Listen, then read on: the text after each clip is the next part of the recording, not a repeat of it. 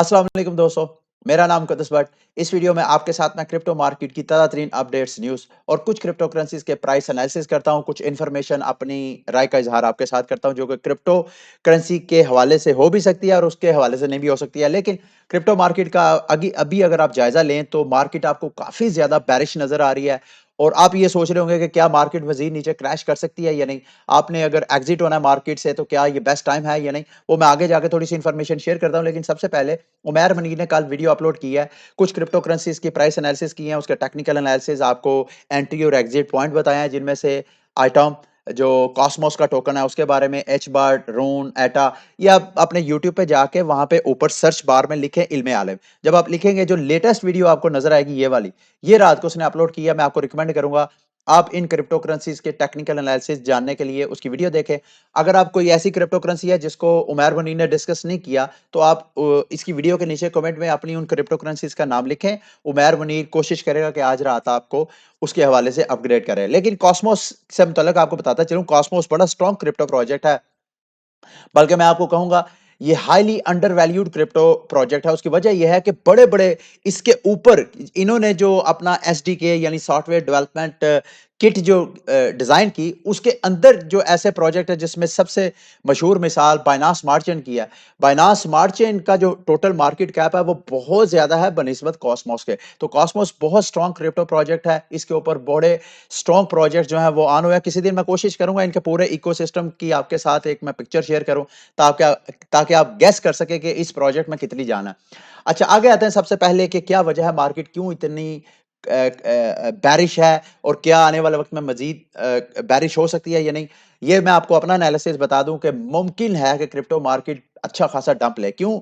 सबसे बड़ी वजह तो बनी कल ऑफिशियली एवरग्रांडे। एवरग्रांडे का नाम आप ऑलरेडी सुन चुके होंगे। मैंने आपको शायद 1-2 माह पहले ही, जब एवरग्रांडे का सबसे पहला उसके डिफ़ॉल्ट होने की न्यूज़ वगैरह आई, उसके बाद ना सिर्फ़ दूसरी फाइनेंशियल मार्केट्स डंप हुई थी, बल्कि क्रिप्टो मार्केट भी डंप हुई थी। उसी वक़्त मैंने आपको बताया था कि इसका इफ़ेक्ट बराह रास्त तो ये real estate Chinese giant company है, इसका बराह रास्त कोई क्रिप्टो करेंसी से ताल्लुक नहीं है। लेकिन मेरे दोस्तों भाइयों, टेथर, जिसके बारे में मैं टाइम टू टाइम आपको बताता आ रहा हूँ कि वो वाहिद स्टेबल कॉइन है जिसके पास क्रिप्टो मार्केट का सबसे ज़्यादा स्टेबल कॉइन में सरमायाकारी है उसके पीछे। लेकिन उसके अंदर ट्रांसपेरेंट के बहुत से इश्यूज़ हैं, कुछ मैं पॉइंट आउट करता भी रहा हूँ। तो और साथ में मैंने आपको रिकमेंड किया था कि आप खुद उसको स्टडी करें। तो एवरग्रांडे कल ऑफिशियली उन्होंने अनाउंस कर दिया कि वो मतलब एक तरह का डिफ़ॉल्ट हो गया, वो पेमेंट्स नहीं कर सकते। टेथर के पास कहा यह जा रहा है कि $30 बिलियन का जो रिज़र्व्स हैं, वो एवरग्रांडे के कोई चेक बॉन्ड्स थे या क्या पे चेक थे, क्या चीज़ें थी जिसका ताल्लुक जो है वो एवरग्रांडे के साथ है। गो के टेथर ने जो सोशल मीडिया पे एक तरह की हाइप क्रिएट की जा रही थी, जिस वजह से मार्केट में एक तरह का फड और फ़ियर क्रिएट हुआ। टेथर ने आके कहा जी कि हमारे पास चाइनीज़ जो करेंसी है, उसके पे चेक वगैरह पड़े हुए हैं, एवरग्रांडे का हमारे साथ कोई तल्लुक नहीं है। लेकिन अब देखते हैं इसका वाक़ईतन टेथर जो है वो इतना रिलायबल नहीं है, जैसे मैंने आपको बताया कि ये मैं नहीं कह रहा हूँ, मतलब जितने एक्सपर्ट्स हैं, जो एनालिस्ट हैं, जो क्रिप्टो मार्केट को वॉच करते हैं, जो जर्नलिस्ट हैं, उनकी मैं ओपिनियन आपके साथ शेयर कर रहा हूँ। तो एवरग्रांडे का यूएसडीटी के साथ जो ताल्लुक है, अगर तो वो एस्टेब्लिश हो जाता है, तो मार्केट मज़ीद फ़ियर में, मज़ीद पैनिक में और मज़ीद फट में मज़ीद जो है वो क्रैश हो सकती है। अदरवाइज़ इसका ताल्लुक जो नहीं है। और दूसरा, ज़ाहिर-सी बात है, ओमिक्रॉन की वजह से मार्केट ओवरऑल जितनी फाइनेंशियल मार्केट है, वो क्राइसिस में है। और रिसेंटली जो मार्केट एकदम डंप हुई, वो अमेरिका में वो जो अनएम्प्लॉयमेंट, जो जॉब की जो रिपोर्ट आई है, उस रिपोर्ट की वजह से ये 3, 4, 5 फैक्टर्स हैं, जिन वजह से मार्केट जो है वो अभी आपको बेरिश रंग दिखा रही है। और शायद अगर ये एस्टेब्लिश हो जाता है कि एवरग्रांडे का स्टेक है यूएसडीटी का एवरग्रांडे के अंदर, तो मार्केट अच्छा खासा डंप ले सकती है। तो मेरे दोस्तों भाइयों, आपने मुकम्मल तैयारी करनी है। आगे बढ़ते हैं। इस डंप के बावजूद एक कंपनी ऐसी है जो बिल्कुल इग्नोर करती है, वो जब कभी मार्केट डिप करती है, वो अपना पैसा फेंकती है। वो है जी माइकल सेलर की माइक्रो स्ट्रेटजी। उन्होंने फिर 1434 बिटकॉइन फिर बाय किए हैं, जो कि 82 मिलियन के बनते हैं। टोटल अब इनके पास जो है तकरीबन हो गए हैं, मेरा ख्याल है 1,22,478 बिटकॉइन इन्होंने अपने रिजर्व में रखे हुए हैं। लेकिन मेरे दोस्तों भाइयों, ये मुझे समझ नहीं आई, इन्होंने जो बाय किया 9 तारीख को मेरा ख़्याल है इन्होंने बाय किया है नहीं, इन्होंने बाय किए हैं जो 1434 बाय किए हैं वो $57,400 की प्राइस पे बाय किए हैं। मुझे नहीं समझ आ रही क्यों ये इतने महँगा बिटकॉइन बाय कर रहे हैं या ये भी हो सकता है कि ये जो ओवर द काउंटर डील्स होती हैं उस वजह से इनको महँगा मिला हो कैश के ज़रिए, कैश के अगेंस्ट। ये अगली एक और बिग बिग डेवलपमेंट है जो मैंने आपके साथ शेयर करनी है मेरे दोस्तों भाइयों और इसका ताल्लुक हमारी ग्लोबल जियोपॉलिटिक्स के साथ है। ये बड़ी स्ट्रॉन्ग डेवलपमेंट है, ये आपको स्क्रीन पे नज़र आ रहा है। मोदी साहब और प्यूटन साहब, इन्होंने रिसेंटली एक ऐसी डील की है जो कि अमेरिका बहादुर जो थानेदार आपको समझता है पूरी दुनिया का, उसका कंट्रोल जो है उसको मिनिमाइज़ करने का एक मैं यूँ समझूँगा कि पहला स्टेप है। माज़ी में उसका थानेदार क्यों है? क्योंकि देखें सारी दुनिया में अमरीकी हुकूमत ने पिछले 5 दहाइयों से, पिछले 50-55 सालों से अमेरिका बहादुर ने पूरी दुनिया को अपनी करेंसी को as a standard of payment कह दिया। इवन जितनी ग्लोबल ट्रेड्स होती हैं, एक मुल्क ने दूसरे मुल्क से कोई चीज़ लेनी है, बजाए इसके कि वो अपनी करेंसीज़ के ज़रिए एक-दूसरे के साथ डील करें, वो पाबंद थे कि वो यूएस डॉलर के ज़रिए करें। और इसके अलावा ये जिसको पेट्रो डॉलर बोला जाता है, तारीख में अगर आप स्टडी करेंगे ना गूगल पे पेट्रो डॉलर लिखेंगे तो आपको सारी साइंस इसके पीछे समझ आ जाएगी। इसके अलावा अमेरिका बहादुर कहता है कि जिसके पास डॉलर है यानी उन्होंने डॉलर को एक ऐसा ग्लोबल स्टैंडर्ड एक ऐसी करेंसी बना दी कि लोग जो कंट्रीज थी वो अपने जिस सेंट्रल बैंक के पास जितना ज्यादा डॉलर होता है जैसे पाकिस्तान है अक्सर आप न्यूज में सुनते भी हैं कि हमारे रिजर्व जो है इतने डॉलर उसमें कमी होगी ये फलां हुकूमत ने आके फलां पॉलिटिकल पार्टी ने आके इतने रिजर्व्स कम कर दिए इतने ज्यादा कर दिए इसका मतलब यह है कि जिस सेंट्रल बैंक के पास जितने ज्यादा डॉलर्स की सूरत में रिजर्व होते हैं वो उतना अपना लोकल पैसा छाप के शहरियों में तकसीम कर सकते हैं। तो ये मेरे दोस्तों भाइयों मैं आपके साथ न्यूज इस वजह से शेयर कर रहा हूं इन दोनों ने अभी आम डील्स की है रशिया और इंडिया ने और इस दौरान ये जो इंटरनेशनल ट्रेड इनकी आपस में हुई है इसमें उन्होंने डॉलर को किक आउट किया है और उन्होंने अपनी करेंसी रबल में और जो इंडियन रुपया है उसमें उन्होंने आपस में डील किया है। डील बहुत छोटी है, लेकिन मेरे दोस्तों भाइयों, ये एक तरह का पूरी दुनिया को मैसेज है कि दुनिया अगर चाहे माज़ी में कुछ ऐसी कंट्रीज़ हैं जो मिडल ईस्टर्न कंट्रीज़ जिन्होंने कोशिश की है कि वो दुनिया को तेल सेल करेंगे और पैसा वो डॉलर में नहीं लेंगे बल्कि वो अपनी करेंसी के ज़रिए करेंगे। तो अमेरिका बहादुर ने उनके जो हुक्मरान हैं उनको अपनी सीआईए एजेंसियों के ज़रिए जो है वो सिस्टम से आउट कर दिया। अब मैं वर्ड नहीं यूज़ करना चाहता उनके साथ क्या किया ये आप गूगल करके खुद पढ़ लीजिएगा।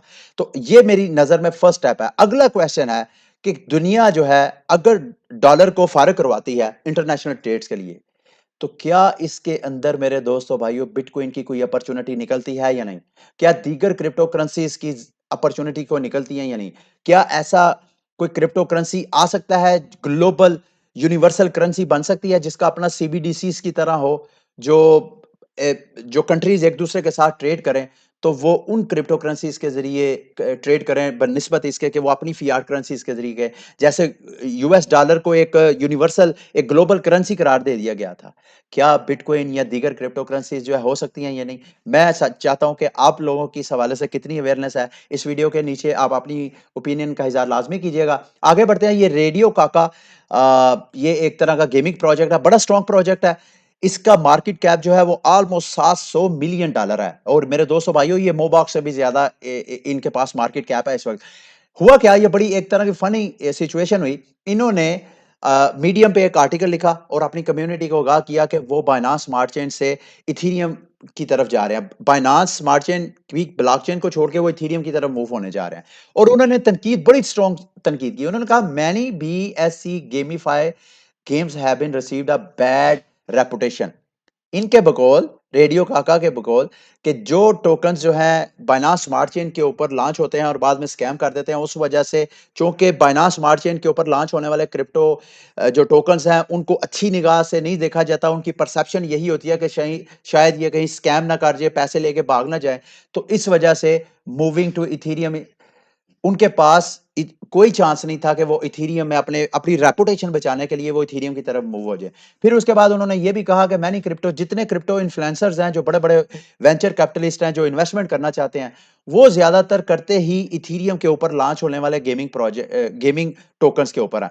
तो बीएनबी को तो कोई जानता ही नहीं है। तो जैसे ही इन्होंने तनकीद की, उसके बाद पता नहीं चंद घंटों के अंदर-अंदर क्या सिचुएशन हुई, फौरन इन्होंने अपने उसको अपडेट किया और अपडेट किया जो एडिट इन्होंने आर्टिकल लिखा था उसके बाद इन्होंने कहा we are exploring the possibility of migrating Metamoon game to Ethereum layer 2 solution, जो इथेरियम का लेयर 2 सॉल्यूशन आर्बिट्रम है उस पे इंटरम स्केलिंग सॉल्यूशन के लिए। और जो उन्होंने तनकीद की थी, अब वो तनकीद उन्होंने खत्म करके उन्होंने कहा कि अब वो सपोर्ट करेंगे बाइनांस स्मार्ट चेन को भी और इथेरियम को भी।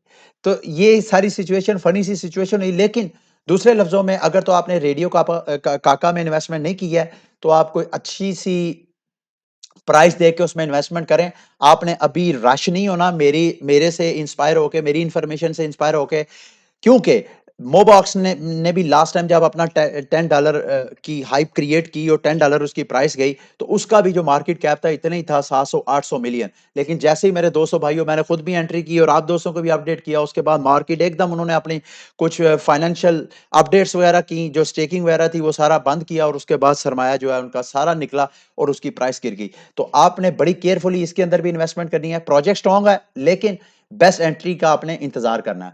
उसके बाद आगे चलें जी, ये एक और मार्केट का एक ऐसा जाइंट प्रोजेक्ट था कभी, अब नहीं। ईओएस, इसको भी सो का नाम नेहाद इथेरियम किलर समझा जाता था। कभी एक वक्त था कि ये टॉप 10 क्रिप्टो करेंसीज में नंबर 7 पे भी मार्केट कैप के हिसाब से आया था। लेकिन इसको भी टेथर और यूएसडीटी के जो स्कैम्स या इस तरह की फ्रॉडुलेंट एक्टिविटीज हैं, जो परसेप्शन है टेथर के अगेंस्ट, वो इसको भी ले डूबी है। और इसकी अगर आप चार्ट पे शक्ल देखें, तो इस वक्त ये मैं थोड़ा जूम आउट करके दिखाता हूं, ये डेली का चार्ट है। आप ये देखें, पिछले 1.5-2 साल से जब कई क्रिप्टो करेंसी जो है अच्छा खासा प्राइस गेन की है, ये पिछले तकरीबन 2022 से अब तक ये आपको एक खास छोटी सी प्राइस रेंज में आपको ट्रेड होता नजर आ रहा है। ये देख रहे हैं आप? तो ये सारी की सारी क्यों इसको नहीं हुआ, वो मैं अब आपको शेयर करने लगा हूं। ये देखें, जो और इसके अंदर एक और मैसेज है कि ईओएस की जो कम्युनिटी है, टेथर का जो को फाउंडर है या उसकी टीम का जो मेंबर है, को फाउंडर टेथर और ब्लॉक वन, ये एक्चुअली ईओएस कम्युनिटी के साथ इनकी पार्टनरशिप थी। तो डेवलपमेंट करने के बाद ये जो फंड्स थे वो बार बार लिए जा रहे थे, ईओएस की जो प्लेटफॉर्म है वो ग्रो नहीं कर रहा था। तो इस बार जो ईओएस की जो नेटवर्क टीम है, जो कम्युनिटी है, उन्होंने वोटिंग करके ये जो ब्लॉक वन है उसको फारग करवाया, और फारग करवाने से जो उनको 250 मिलियन के ईओएस टोकन मिलने थे, वो भी कम्युनिटी ने कहा कि इसको नहीं देना। मैं आपको ये न्यूज़ इस वजह से शेयर कर रहा हूं कि अगर आपने ईओएस होल्ड किया हुआ है, तो आपके लिए इसमें दो तरह की इंटरप्रिटेशन इस न्यूज़ से निकल सकती हैं। एक तो ये कि आपको ईओएस में आप लो प्राइस दे के आप इसमें इन्वेस्टमेंट नहीं कर सकते हैं, क्योंकि ये पिछले 1.5-2 साल से जबकि जो कई ऐसी क्रिप्टो करेंसीज हैं वो कई गुना प्रॉफिट दे चुकी हैं। तो ये भी मुमकिन है कि अगर आप दोबारा करेंगे तो इस तरह के क्राइसिस में ही ये रहेगी और प्राइसेस की जो है ज्यादा एप्रिशिएट नहीं होगी। दूसरी इंटरप्रिटेशन ये भी हो सकती है कि इस न्यूज़ के आने के बाद जो इस इनके नेटवर्क में, इनके प्राइस में जो असल प्रॉब्लम, जो असल हर्डल थी इनकी प्राइस एप्रिसिएशन होने के पीछे, उस हर्डल को इन्होंने रिमूव कर दिया है। अब शायद इसकी प्राइस जो है वो ऊपर जाए। तो ये आपकी अपनी मर्जी है, आपने इन्वेस्टमेंट करनी है या नहीं, तो आप सोच के कर लीजिएगा। फेसबुक ने अपना एक छोटा सा एक्सपेरिमेंट, मैं आपको पिछली वीडियो में बताया था कि फेसबुक पहले जो लिब्रा, फिर डाइम, फिर अब वो नोवी वॉलेट के जरिए सर्विसेज देना चाहता है, स्टेबल कॉइन के जरिए रेमिटेंसेस का एक तरह का अल्टरनेटिव होना चाह रहा है। मेटावर्स को तो ऑलरेडी वो हाइप दे चुका है। तो इसकी इन्होंने अमेरिकी शहरियों के साथ जो व्हाट्सएप यूजर्स हैं, एक एक्सपेरिमेंट इन्होंने कर लिया है। अगर ये इंप्लीमेंट हो जाता है तो मेरे दोस्तों भाइयों, ये भी मेरी नज़र में एक बहुत बड़ी डेवलपमेंट होगी। और टेथर के जो इश्यूज चल रहे हैं, ये मैं आपको बताता चलूं। एवरग्रांडे और टेथर का मैंने स्टार्ट में ही जिक्र किया था। अगर आप दोस्तों ने स्टेबल कॉइन में कोई लॉन्ग टर्म होल्डिंग करनी है, तो मैं आपको रिकमेंड करूंगा, टेरा लैब्स का अपना स्टेबल कॉइन है, उसको आप यूएसटी के नाम से। तो मैं आपको रिकमेंड करूंगा लॉन्ग टर्म के लिए, अगर आपने फंड्स होल्ड करने हैं तो आप उसमें कर लें, या मेकर डाओ का एक डिसेंट्रलाइज्ड स्टेबल कॉइन है, डाई, आप उसमें भी कर सकते हैं। ठीक है। अच्छा, आग, ये लास्ट न्यूज़ है, सोलाना की जो है एक बार फिर जो खबर आ रही है कि उनकी ब्लॉकचेन एक बार फिर जो है वो ओवर क्राउडेड डीडीओएस अटैक की वजह से फिर एकदम बैठ गई है। और अगर ऐसे होता है तो सोलाना की प्राइस के लिए ये बहुत बड़ा डेंट होगा। अभी भी ये देखें, अपनी सपोर्ट को यहाँ से ब्रेक करके ये नीचे आई है। अगर ये न्यूज़ कंफर्म हो जाती है और ये अपनी कोई सेटलमेंट नहीं करते हैं, तो मेरे दोस्तों भाइयों, सोलाना की प्राइस जो है दोबारा नीचे ड्रॉप हो सकती है। मैं आपको रिकमेंड करूंगा कि सोलाना के आप बाय लिमिट लगा दें, तकरीबन एक लगा दें आप $1.4546, डॉलर के ऊपर और एक आप बाय ऑर्डर लगा दें $1 $20-25 के ऊपर। अगर इस तरह की कोई बैड न्यूज़ आती है, एकदम शॉक करती है मार्केट को सोलाना की, तो आपके नीचे से बाय ऑर्डर हो जाएँगे। और ये मत भूलें, लास्ट टाइम सितंबर में एकदम सोलाना की प्राइस जो है अच्छी खासी ऊपर गई, मेरा ख्याल है $300 के करीब इसकी प्राइस गई। लेकिन उसके बाद इनके नेटवर्क के ऊपर डीडोस अटैक हुआ, तो 17 घंटे के लिए इनका सारा नेटवर्क बैठ गया। तो उस वजह से इसकी प्राइस जो है वो अच्छी खासी क्रैश हुई। तो अभी दोबारा अगर ऐसा होता है, वैसे तो जो डेवलपर्स की टीम है सोलाना की, वो कह रही है कि उन्होंने एक तरह के प्रिकॉशनरी एक्शंस वगैरह सारा कुछ ले लिया है और इस तरह का कोई क्राइसिस नहीं आएगा आने वाले वक्त में। ठीक है, तो ये आज का बुलेटिन था। उम्मीद करता हूँ कि आज का बुलेटिन भी आपके लिए इंफॉर्मेटिव रहा होगा। अगली वीडियो तक के लिए मुझे इजाजत। अल्लाह हाफिज।